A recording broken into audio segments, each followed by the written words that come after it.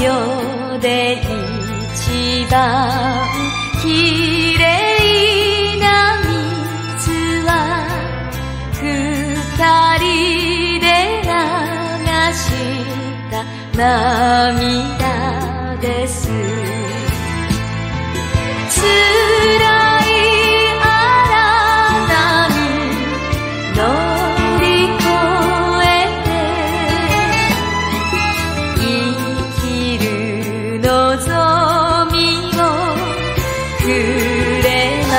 した。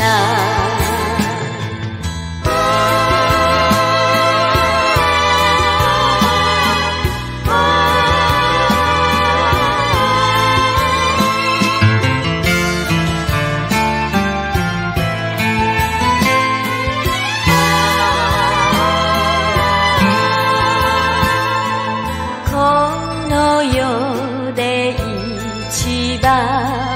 きれいな恋は二人の優しい心です。君がつまずきゃ抱き起こし僕がくじけや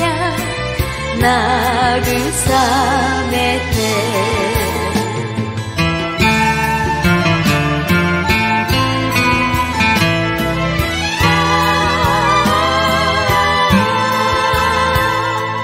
この世で一番嬉しいことは二人の父さん母さんがいつも元気で仲良しでかわいい